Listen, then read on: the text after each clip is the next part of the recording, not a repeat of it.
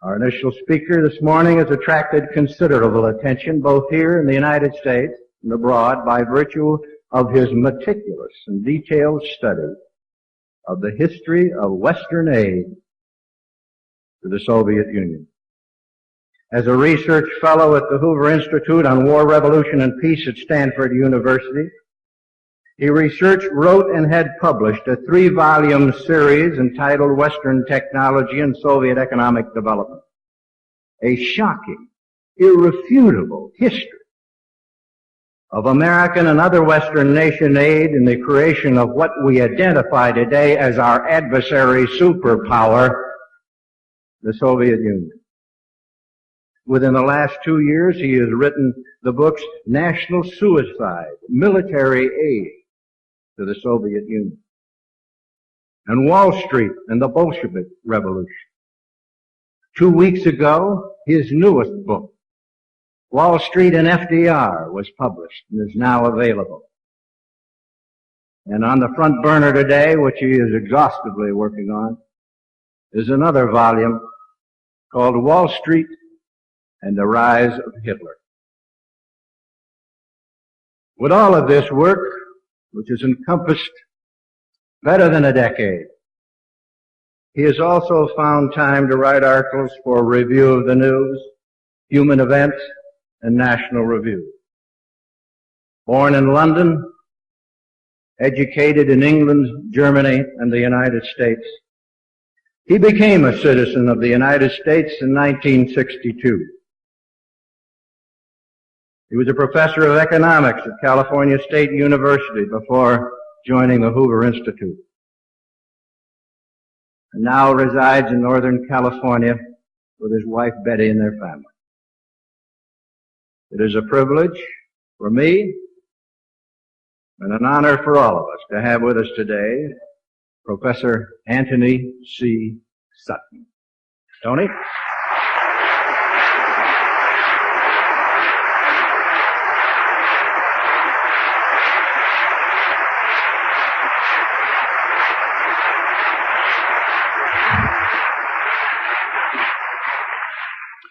Thank you very much. My assignment this morning is a virtually impossible task.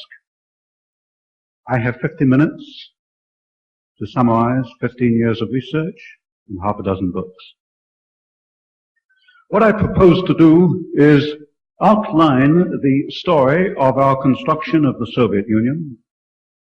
I will start the outline in 1917 and bring you down to the present day chronologically.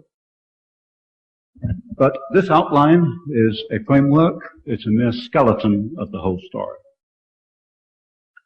But what I will do is draw your attention to the nature of the published evidence, and I hope you will excuse me if I rely mostly on my own books, because that's the evidence I know best. This, of course, is in the true nature of a seminar. It's my job to point the way, and it's yours, if you wish, to pick up the threads and assemble the facts into a mosaic. From time to time this morning, I will refer to unpublished evidence and research yet to be undertaken. We do not yet have the full story. In other words, I will point out the gaps. This is important because if you push the argument beyond the limits of the evidence at hand, the inevitable result is a loss of credibility. Now, the best way to introduce my topic is to make a point about information in a socialist society. This is a sophisticated audience. You know about distortion and suppression and elimination of the facts. We live in a socialist society, and suppression of information is typical of such societies. To eliminate freedom, one must first eliminate widespread knowledge of the truth. So I submit to you that today in the United States there are 3 levels of information. The first level we could call the establishment version. It's what most people have believed in the past to be true about events and history. The difference today, compared with, say, a decade ago, is that the credibility of the establishment has been shattered. People in general no longer believe in Washington or anything that comes out of Washington.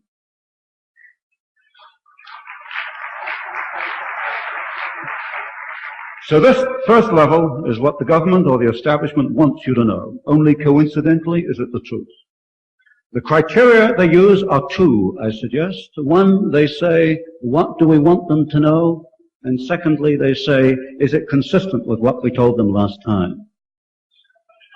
And sometimes they slip up and then the statements become inoperable. Then we have the second level of information, sometimes called the revisionist level. It challenges the first level, but it's still based on documents and information released by the bureaucrats and politicians in Washington. It does not get to the root of the problem. It doesn't get to the root of the problem because it relies mainly on facts which they decide can be released. I would suggest, and I hope you won't take this unduly critically, that the critics of the Kennedy assassination probably fall within this category. There's no question they're onto something. But they're still at the second level because they rely on information which it has been decided can be released. They will not get to the third level until they get all the information within government files, and that, I understand, may take 75 or 100 years. Then we get to the third level, and I suggest that presumably almost everybody, or everybody in this room, is operating or wants to operate on the third level. It is based on new documentary evidence that has to be rooted out. From the research viewpoint, you have to know where to look, you have to know about its existence, you have to demand it, you have to get it declassified. You must accept, when you're in my position, that when you initially publish it, most people will not believe you.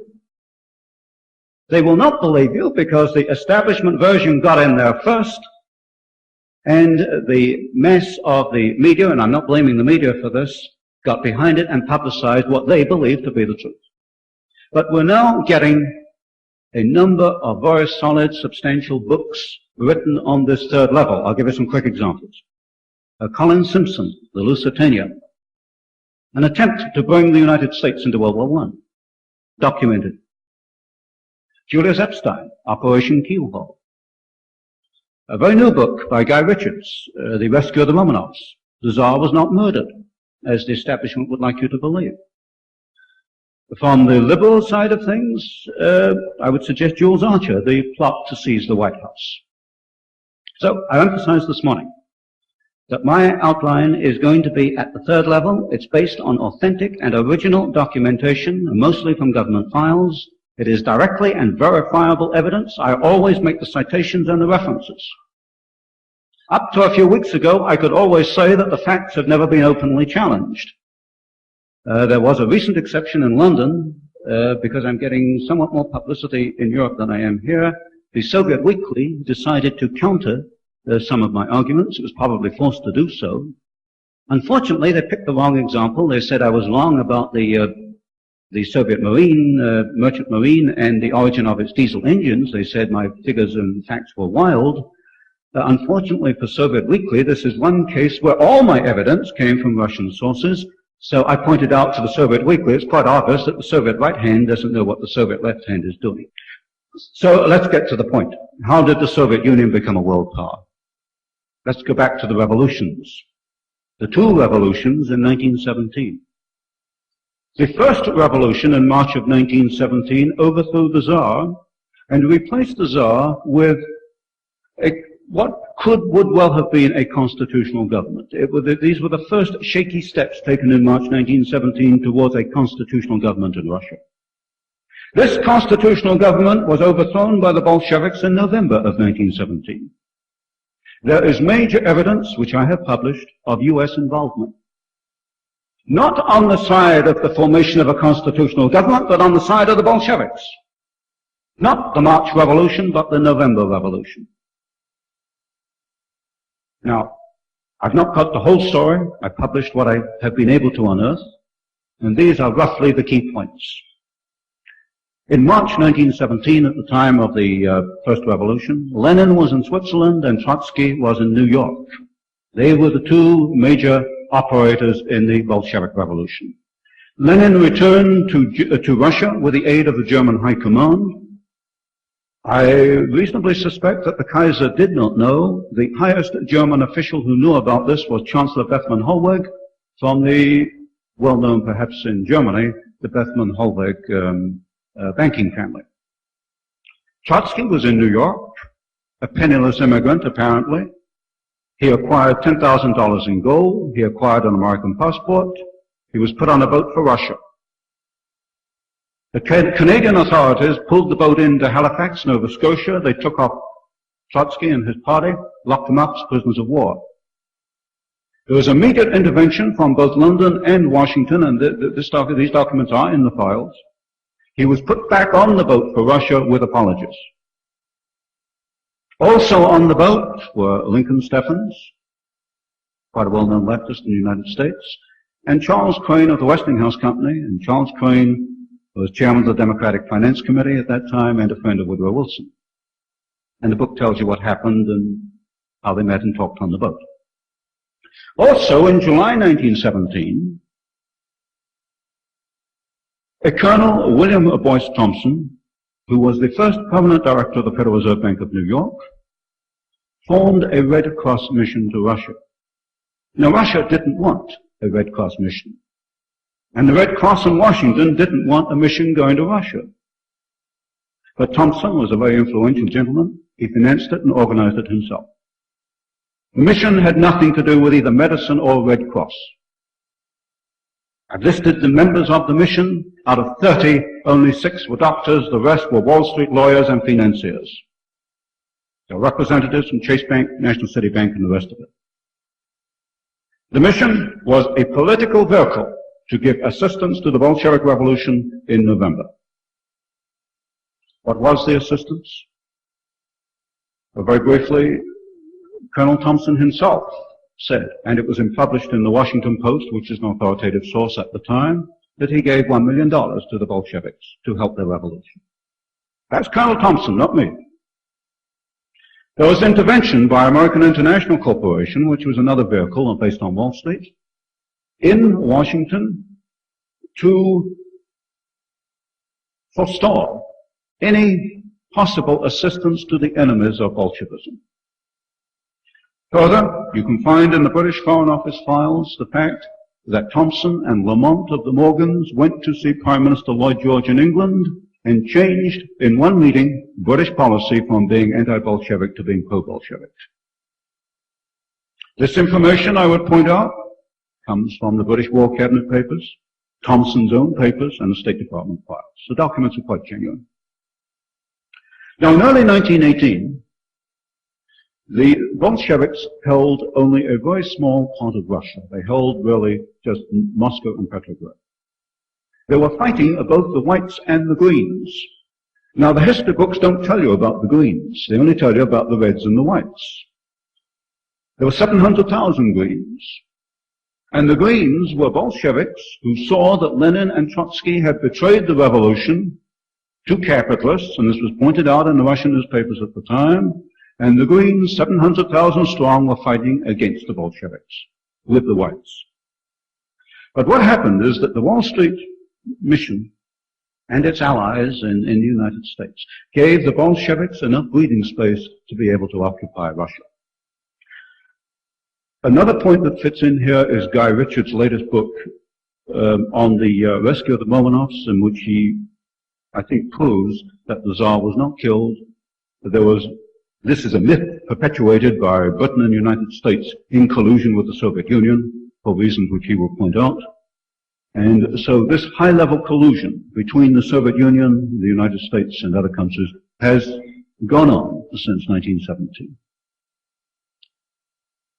Now, also according to the history books, at the time of the revolution and the civil war in Russia, Russian industry was in ruins. This is nonsense. Russian industry was not destroyed except perhaps in Petrograd. It was idle. It was in what the Soviets call a state of technical preservation. What happened was that the middle class, the technicians and the managers, left Russia. They weren't Bolshevik. And the plants and the equipment were standing there idle. and the Bolshevik revolutionaries had no means to get it into action. What happened was, in the 1920s, foreign companies, mainly American or German, and the German companies were affiliated with major American corporations, mostly. These companies went into Russia, and they gave technical assistance, or they took foreign concessions, some 300 or 400 of them, and this got the Soviet Union off in economic development. This, of course, I've covered in the very first book I put out back in 1968. The period from 1917 to 1930, how very prominent firms like Westinghouse, General Electric, Ford Motor Company, Standard Oil, these firms, through concessions and technical assistance agreements, enabled the idle Russian industry to get restarted under the Soviets. There are two names which should not be forgotten from the 1920s. Avro Harriman, who was operating the Georgian manganese concession, and Armand Hammer, whose father, of course, Julius Hammer, was executive secretary of the Communist Party USA. That is something the Los Angeles Times never prints, but it's quite verifiable. So the Soviet Union, in that first decade, was enabled to survive and recuperate with the assistance of German and American firms. I would point out, to keep the text straight, that the State Department was not at fault, as I see it. It's quite clear from the files, as I have read them, that State Department officials could look ahead. They saw the possibility of war like Korea and Vietnam, where the Soviets would supply the other side. They looked ahead and they say, no, stay out of the Soviet Union, let it find its own feet, and we should not help to build it up. By 1928, the Soviet Union, with Western assistance, had restored a 1913 output. And the Soviet planners began to think about the 5-year plans. Maybe a few of you will remember that back in 1930 in the United States, there was a great publicity about the great experiment in the Soviet Union, pulling up by the bootstraps, a model for Roosevelt's New Deal to copy. How a socialist society could do all kinds of wonderful things a free enterprise society could not do. How free enterprise was outmoded. And who was saying this? Well, we find socialist Norman Thomas, and we find Roosevelt. But we also find, for example, a Gerard Swope, a president of General Electric Corporation, and we find Bernard Baruch. For those men that I call the corporate socialists, who run large corporations, then and now, I submit, are betraying a free enterprise society. Now, the Soviets certainly acquired a massive capacity in the first and second 5-year plans. That's during the late 1920s and the whole decade of the 1930s. What has not been said historically is how they acquired this massive capacity. Simple common sense would tell you that a backward country just does not start to build modern steel mills and automobile plants. That's just common sense. The first 5-year plan was almost entirely built by foreign corporations.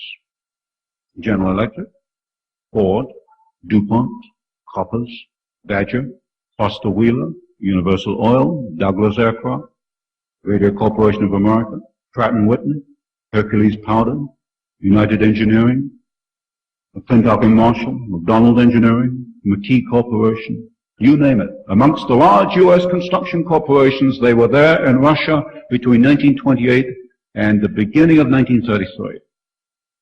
The plants they built in the first 5-year plan were far larger in capacity and far more technically advanced than they were building elsewhere in the world. And the second 5-year plan in Russia, although this does not come out, of course, in the official documents, was really bringing into production the tremendous capacity built by these firms in the early 1930s. The first 5-year plan itself was not laid out by Gosplan. The Gosplan plan was just not workable. The final technical plan that was utilized was actually drawn up by a firm of industrial architects, Albert Kahn of Detroit. United Engineering, to give you a few examples, built a plant in the Soviet Union in the early 1930s to produce the longest aluminum sheets in the world. And these, of course, are essential for aircraft manufacture. This was the time when all-metal aircraft were just beginning even in the West. General Electric built at Krakow a turbine plant which was 2.5 times greater in capacity than its own plant in New York at Schenectady. There were 3 gigantic tractor plants built in the Soviet Union, and the Soviets built more Internationals and more Caterpillars than those 2 companies built in the United States. Now, go back to my introduction, the 3 levels of information. The whole world largely still believes that the Soviets did it themselves. That's the official establishment version. In reality, the Soviets didn't do it. It was done by Western free enterprise. The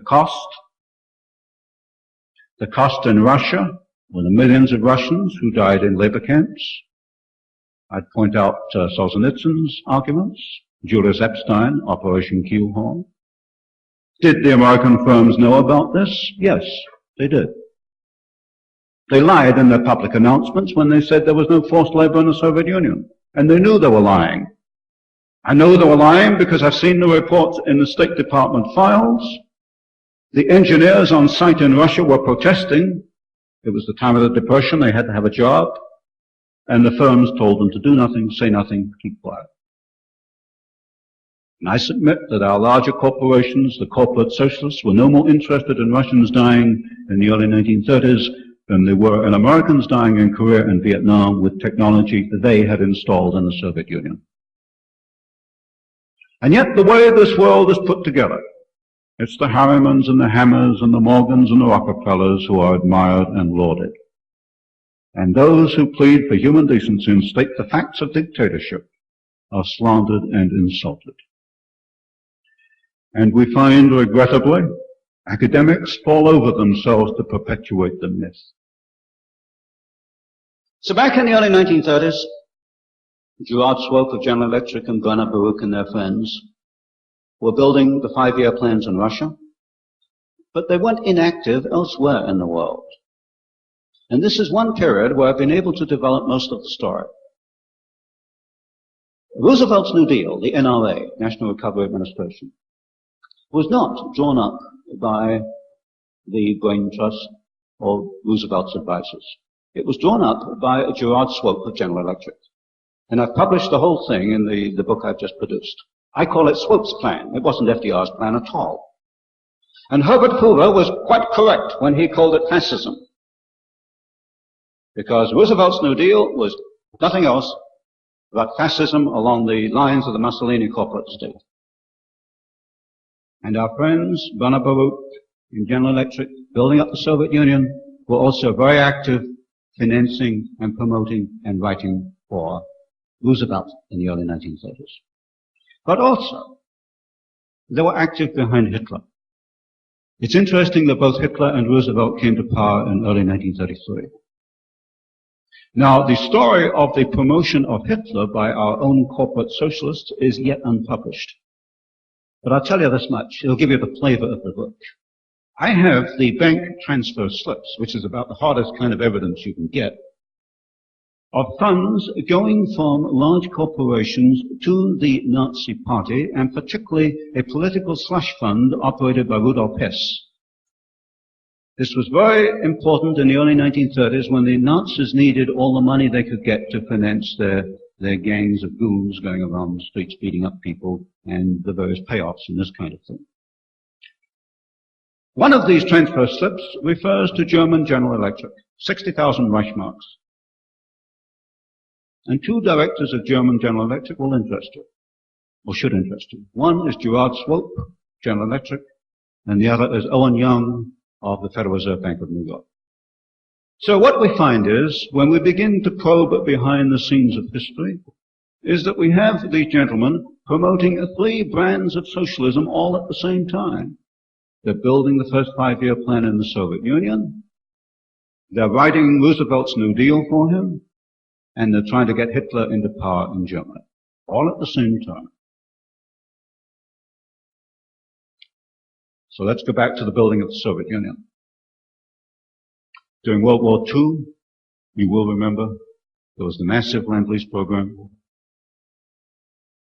This pretty much replaced any capacity the Soviet Union might have lost in World War II, but more importantly, it brought the Soviet Union to a fundamentally new technological horizon.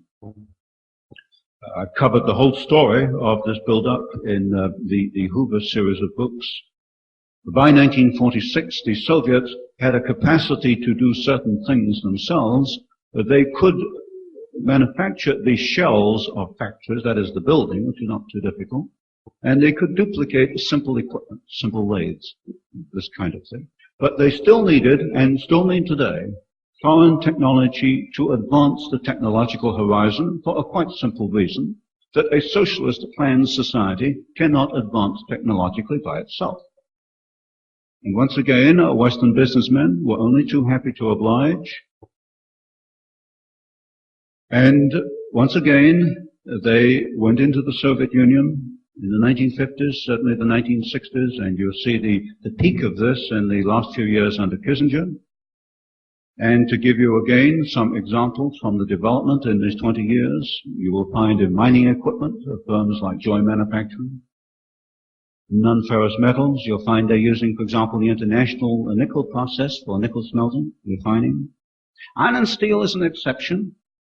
The Soviets adopted the classical blast furnace back in the 1930s. Their plans were largely laid out by the Frame Corporation of Chicago. It's a very simple process. What they did was build bigger units, what I call scaling up. And in classical blast furnace technology, they have not come back to the West, but they have done, particularly in rolling techniques, and what you might call the high technology forms of steel and metals.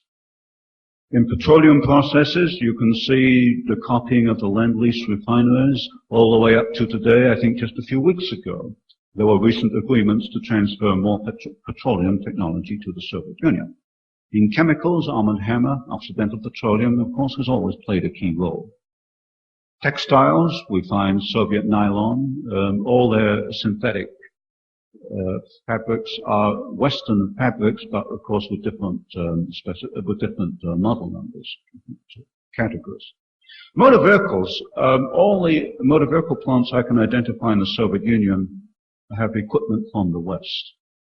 They have been able to reproduce simple transfer lines, but as you know, with the Karma plant, still today, the Soviets require equipment mainly from the United States. Soviet atomic energy, their first reactor was a copy of the Hanford reactor, but more importantly, they couldn't have achieved their atomic energy program without United States help. I'm very skeptical today about the Rosenberg spy story. What is much more important is how did the Soviets get the industrial technology, the equipment, a very specialized kind of equipment, which is needed for an atomic energy program. This could only come from one of three countries, United States, Switzerland, or Great Britain. Locomotors, for example, we find General Electric is the standard. In aircraft, we find all the Rolls-Royce engines powered the MiGs over Korea. The door, for example, on some of the aircraft is a Boeing door. You go right down the line, it's there. Merchant Marine, I calculated that exactly because the Soviets have published a very exhaustive catalog, great big fat thing, of their Soviet ships. Every ship is there, cataloged with its technical specification, and I can tell you exactly 67% of the hulls were built in the West.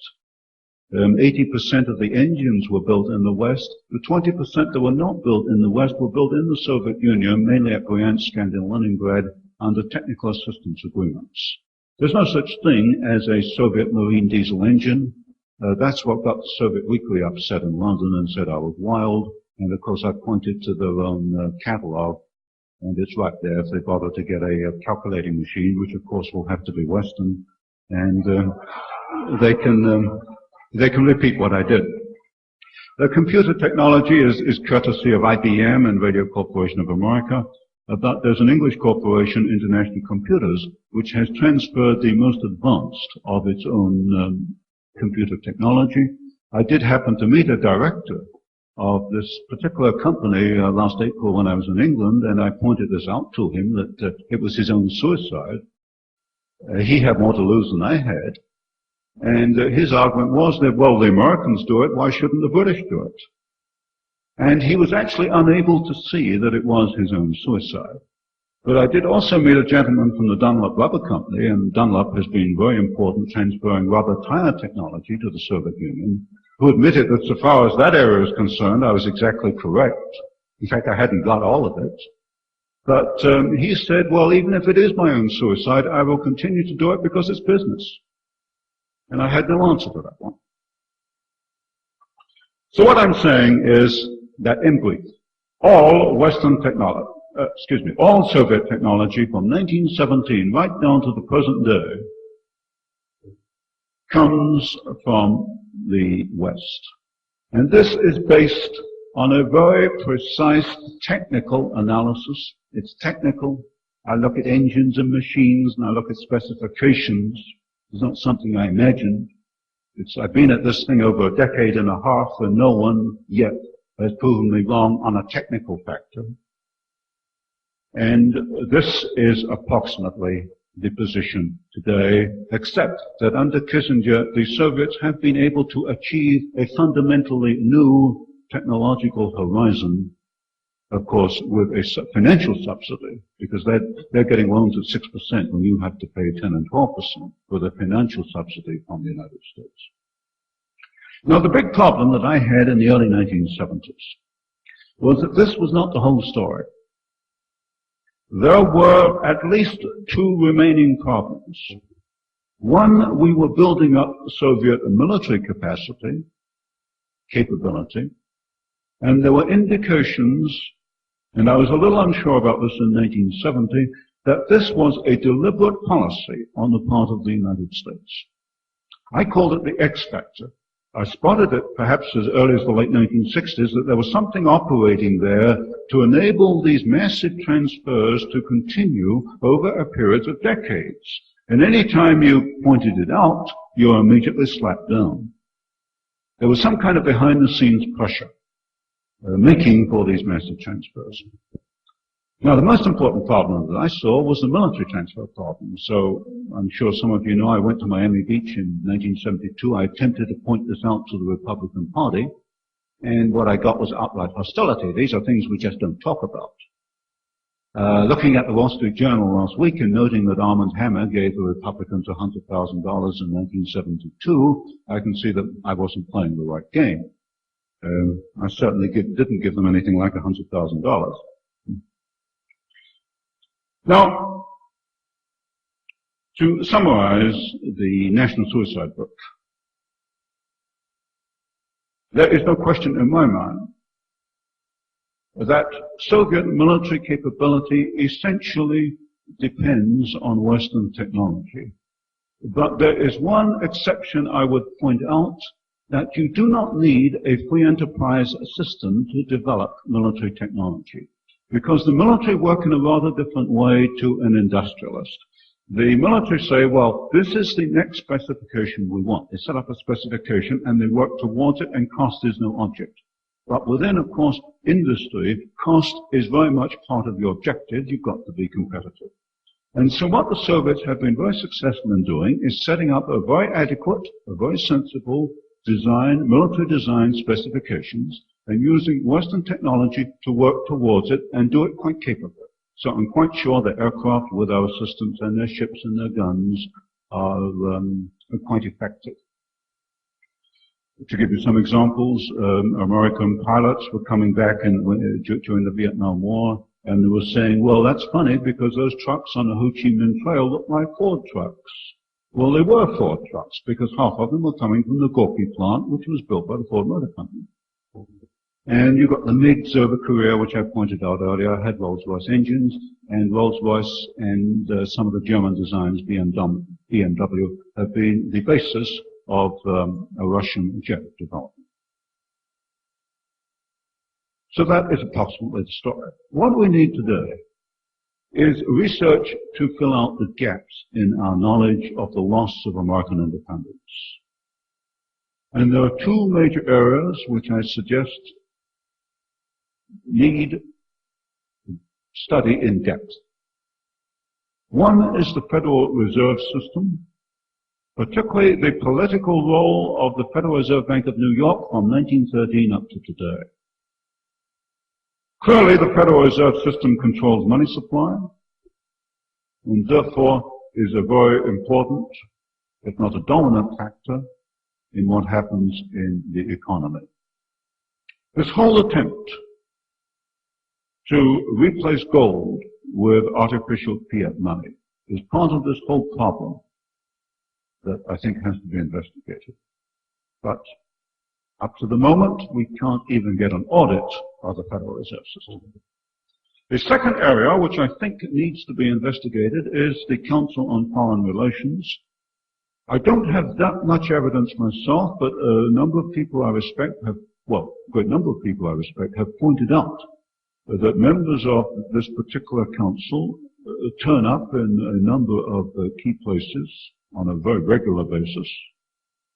I suspect that one can dismiss 90% of them as being academic hangers-on or social climbers, but there's a core in there which probably well warrants investigation. I can tell you this much. Certainly in the 1920s, where the State Department files are open, there is very clear evidence that members of the Council on Foreign Relations were fundamental in achieving a pro-Soviet policy and building up the Soviet Union. Gerard Swope, for example, was most certainly a member. So given the state of our knowledge today, I think we can say the following. The constitutional independence of the United States has been abandoned. Further, there has been a knowledgeable and deliberate effort to build the Soviet Union into a formidable enemy, in spite of the fact of two wars in which 100,000 Americans and countless allies have been killed. I suggest that there is a knowledgeable and deliberate effort to submerge U.S. independence into a web of economic and financial relationships with a totalitarian dictatorship. And this is in large part concealed from the American public. To go back to my earlier example, the truth is at the third level, and the statements coming out are all at the first level. On the other hand, these policies, as from where I stand, are not too well thought out in detail. There was a Foreign Affairs article in April 1974 entitled, I quote, "The Hard Road to a New World Order." And it pointed out the problems with using the United Nations as a vehicle to achieve a socialist world state.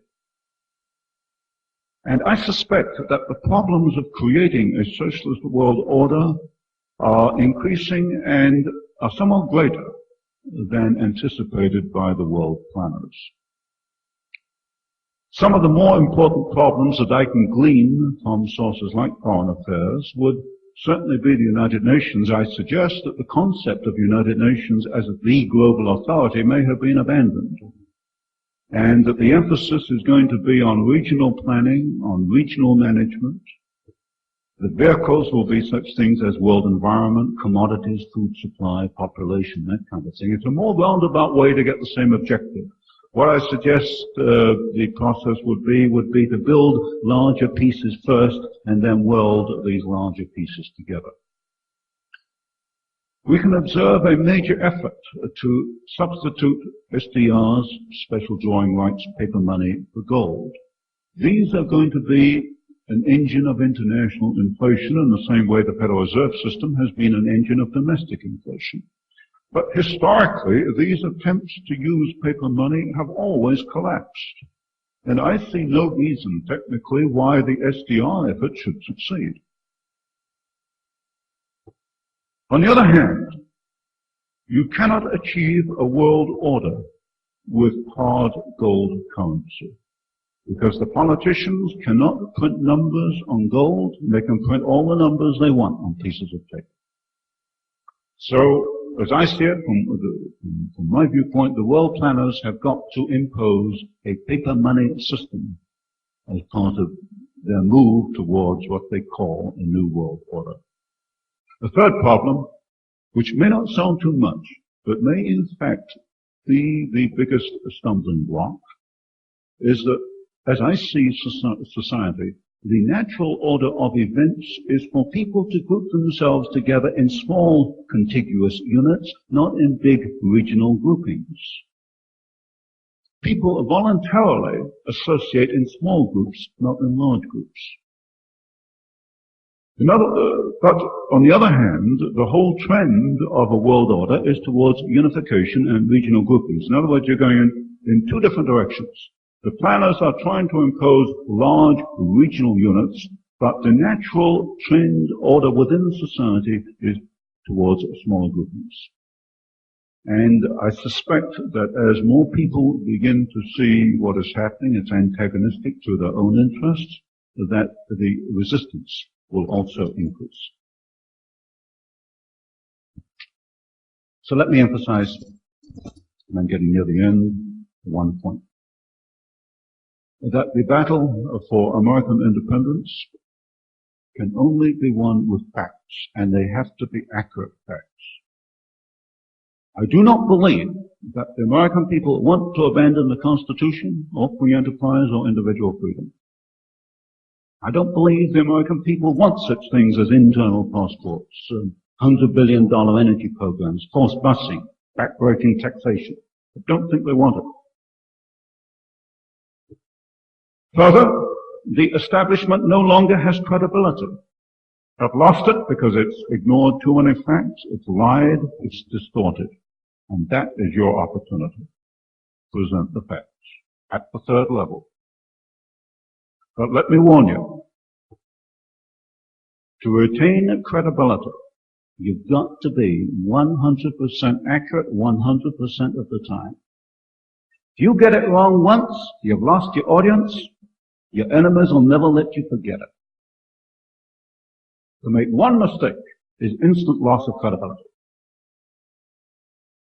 Sometimes it's very tempting, I think, to overstate the case, but don't do it, because you can't do it and win.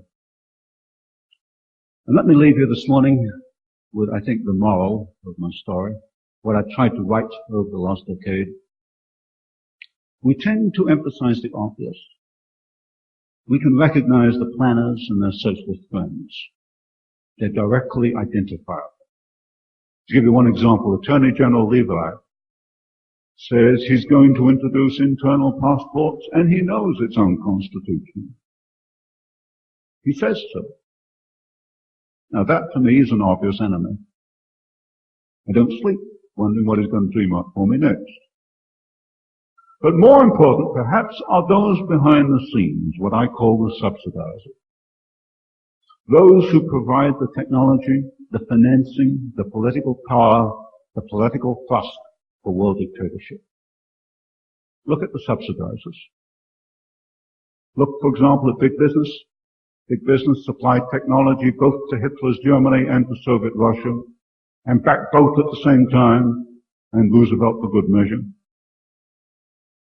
Look at the academics, who are more interested in promoting a new world order than in promoting freedom. And that's what they should be doing. Look at those organizations who promote anti-communism, but always stop short at identifying and pointing out those who subsidize and make possible the onset of a world socialist state. So my moral today is, the moral I would like to leave with you, is that the planners could not exist without the subsidizers, and both are equally dangerous to what you hold to be true. Thank you.